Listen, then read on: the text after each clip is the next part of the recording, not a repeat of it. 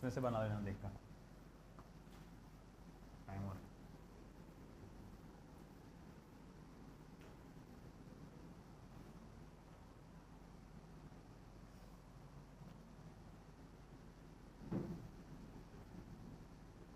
12.3 called as zeroth law of thermodynamics. zeroth law of thermodynamics. ठीक है. Now what is this zeroth law of thermodynamics? पहले तो उसका statement देख लेते हैं.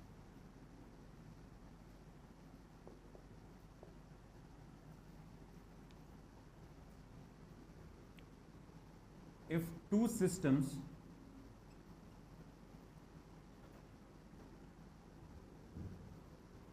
say A and B are in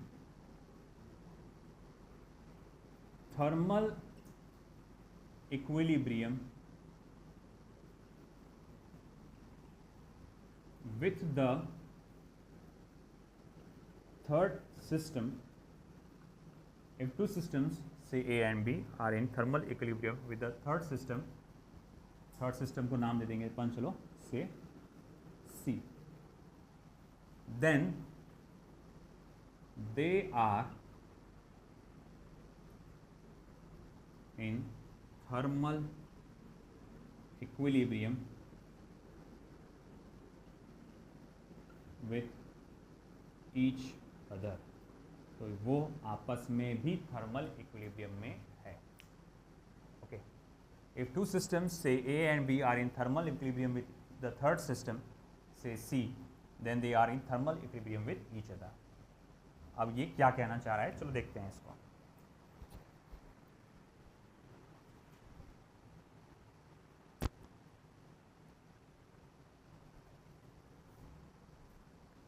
condition number 1,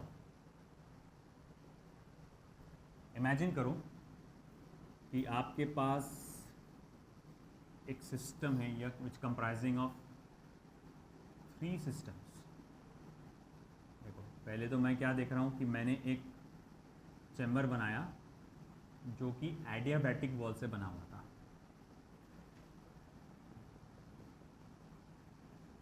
adiabatic wall, ये एक चैम्बर है जो एडियाबैटिक वॉल से बना हुआ था. और बीच में फिर मैंने पार्टीशंस किया.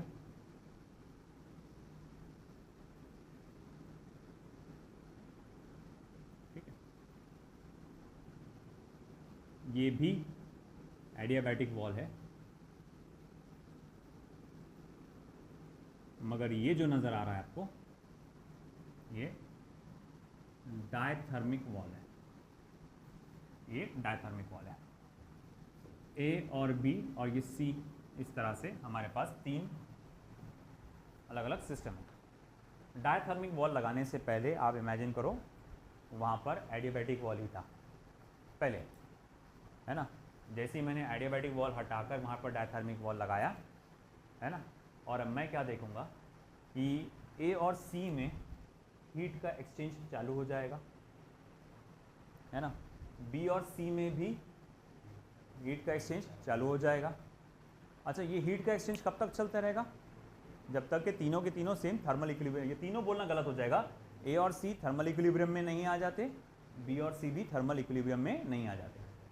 मान लो कि यहाँ पर थोड़ी देर के बाद कि A is in thermal equilibrium with C और B is also in thermal equilibrium with C. A और C दोनों भी थर्मल इक्विलिब्रियम में हो चुके हैं. थोड़ी देर के बाद B और C भी थर्मल इक्विलिब्रियम में हो चुके हैं. अब इनमें देखता हूँ मैं कि कोई बदलाव नहीं आ रहा, प्रेशर में, टेम्परेचर में कोई बदलाव नहीं आ रहा. यहाँ पर भी प्रेशर में, टेम्परेचर में कोई बदलाव नहीं आ रहा. वैसे वर्ड टेम्परेचर कहना अभी मेरे लिए गलत ही होगा. अभी मैं सिंपली बोलूँगा यहाँ पर कोई भी स्टेट वेरिएबल चेंज नहीं हो रहा, है ना. तो अच्छा ठीक है, यहाँ पर पहले क्या था, डायथर्मिक वॉल था, यहाँ क्या था, आपका एडियाबैटिक वॉल था.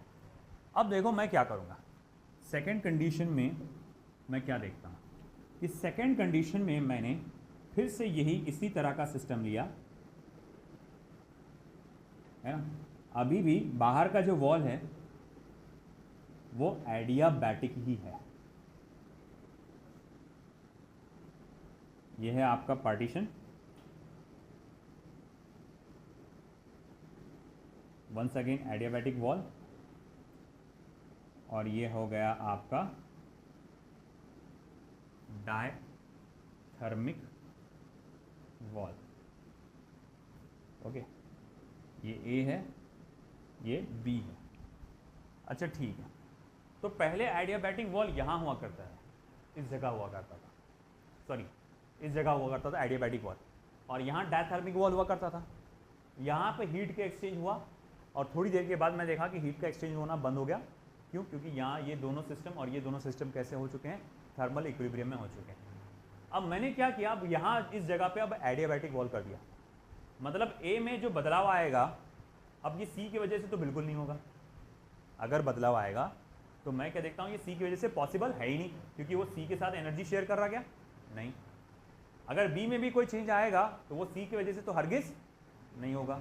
अगर कोई चेंज आया बी में तो वो किसकी वजह से होगा, ए की वजह से। अगर ए में कोई चेंज आया तो बी की वजह से। तो मैं ये कहूँगा, अब देखो भैया, यहाँ ए में जो चेंज आ रहा है वो बी की वजह से, बी में जो चेंज आ रहा है वो ए की वजह से, अगर आया तो। मगर मैंने क्या देखा, जब ये तो इस तरह से थर्मल इक्विलिब्रियम में पहुंच चुके थे, ए और सी थर्मल इक्विलिब्रियम, बी और सी थर्मल इक्विलिब्रियम में आ गए थे, मैंने कहा कि ये दोनों आपस में इक्विलिब्रियम, ये भी दोनों आपस में इक्विलिब्रियम। तो अब एक काम करो, यहाँ से डायथर्मिक वॉल हटाओ, यहाँ से एडियाबैटिक वॉल हटाओ, अब यहाँ एडियाबैटिक वॉल लगा दो, लगा दिया। यहाँ डायथर्मिक वॉल लगा दो, हाँ लगा दिया। अब देखो कि यहाँ पर कुछ बदलाव आता है क्या। तो अब मैं देखता हूँ कि अब यहाँ पर कोई बदलाव नहीं आ रहा। अब मैं कंक्लूजन पे यहाँ पहुँचता हूँ कि यार यहाँ तो ए किसके बराबर हो रहा, बी के, यानी system A is in thermal equilibrium with B. मतलब अगर ये किसी और तीसरे सिस्टम के साथ थर्मल इक्विलिब्रियम में है, ये किसी तीसरे सिस्टम के साथ थर्मल इक्विलिब्रियम में है, तो मतलब ये आपस में भी क्या है, थर्मल इक्विलिब्रियम। एक सीधा सा mathematical, A equals to C, B equals to C, then A equals to B, बस वही चीज़ का प्रूफ है। आई बात समझ में। अब इससे फिर एक सवाल उठा, फिर यहाँ से क्वेश्चन मार्क आया, यहाँ से फिर जन्म हुआ, वजूद आया टेम्परेचर का। तब तक टेम्परेचर के बारे में मालूमात नहीं थी, सिर्फ स्टेट वेरिएबल वर्ड। मैंने देखो जब आपको चीज़ें समझाया आसानी से समझने के लिए मैंने टेम्परेचर वर्ड डाला, मगर आप जब नोट्स पढ़ेंगे, एनसीईआरटी पढ़ेंगे, यहाँ तक के टेम्परेचर का कोई नामो निशान नहीं है। वो सिर्फ एक ही वर्ड बोलते, state variable, state variable, state variable, है ना, state variable pressure volume, state variable pressure volume. और थोड़ा आपको आसानी से समझ में आने के लिए मैंने टेम्परेचर का पहले ही जिक्र कर दिया था, मगर यहाँ तक टेम्परेचर को कोई नहीं जानता था। जब तक कि जीरोथ लॉ ऑफ वैसे तो बता दूँ कि जीरोथ लॉ ऑफ थर्मोडायनेमिक्स बहुत बात की चीज़ है। पहले फर्स्ट लॉ ऑफ थर्मोडायनेमिक्स आया, फिर सेकंड लॉ ऑफ थर्मोडायनेमिक्स आया, बाद में जीरोथ लॉ ऑफ थर्मोडायनेमिक्स आया। ये सोचा गया यार ये तो पहले हो जाना चाहिए था, ये तो बेसिक चीज़ है, तो अब कहाँ डालें, वन तो नंबर नाम किसी और को दे दिया अपन ने, तो क्यों ना उसको नाम जीरो दे दो। तो इसीलिए बाद में ये जीरोथ लॉ ऑफ थर्मोडायनेमिक्स आया। इसीलिए कई किताबों में, कुछ किताबों में जीरोथ लॉ ऑफ थर्मोडायनेमिक्स आखिर में पढ़ा जाता है। तो जैसे पहले फर्स्ट पढ़ाएंगे, सेकंड पढ़ाएंगे, फिर बाद में जीरोथ पढ़ाते हैं। कुछ कुछ किताबों में है, एनसीईआरटी में नहीं है ऐसा, ना स्टेट बोर्ड में है। मैं एनसीईआरटी को फॉलो कर रहा हूँ, तो इसीलिए उसमें पहले ही है, तो पहले ही बता दिया। तो ठीक है, तो ऐसा है कि चलो हमने बोला यार यहाँ ऐसा क्या चीज़ है, इनमें ऐसी क्या प्रॉपर्टी है, यहाँ पर हीट का एक्सचेंज नहीं हो पा रहा, कुछ ना कुछ तो इनमें सेम है। तो भाई पता चला कि कुछ ना कुछ जो सेम है, तो बोले वो डिग्री ऑफ हॉटनेस दोनों का कैसा है, सेम। तो फिर यहाँ से जन्म हुआ हमारा वर्ड टेम्परेचर का, है ना, कि हम लोग कहेंगे कि इन दोनों सिस्टम का क्या सेम है जिसकी वजह से ये थर्मल इक्विलिब्रियम में आ गए। तो बोले इन दोनों का क्या सेम है, टेम्परेचर सेम। इसी वजह से वो कहाँ पर आ गए, थर्मल इक्विलिब्रियम में आ गए। आई बात समझ में, है ना। तो यहाँ से आया टेम्परेचर। अब टेम्परेचर ये हमारे लिए इंपॉर्टेंट क्यों है, ये टेम्परेचर एक बहुत ज़बरदस्त चीज़ है ये वर्ड। बोले क्यों, इसकी क्या सिग्निफिकेंस है, इसकी क्या इंपॉर्टेंस है, क्योंकि इसी ने हमें direction of flow of heat दिया, है ना।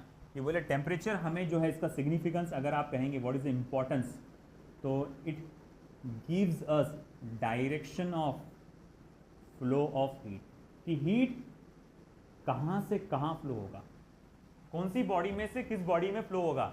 जैसे अगर मैं सिंपल से बात बोलूँ, ये बॉडी ए है, ये बॉडी बी है, बॉडी ए का टेम्परेचर ज़्यादा है, बॉडी बी का टेम्परेचर कम है, दोनों को कांटेक्ट में लाया, बोलो कहाँ से कहाँ फ्लो होगा, ए से बी में। तुमको कैसे पता चला? सर वो हाई है ना टेम्परेचर, ये लो टेम्परेचर है ना। तो भाई आप सिंपली ये अल्फाज जानने से कि किसका टेम्परेचर कितना है, उससे आप पता लगा सकते हैं क्या कि भैया हीट का फ्लो कहाँ से कहाँ होगा। आइए बात समझ में आपको, ठीक है? चलो लिख लो फिर ये 0th लॉ ऑफ थर्मोडायनेमिक्स।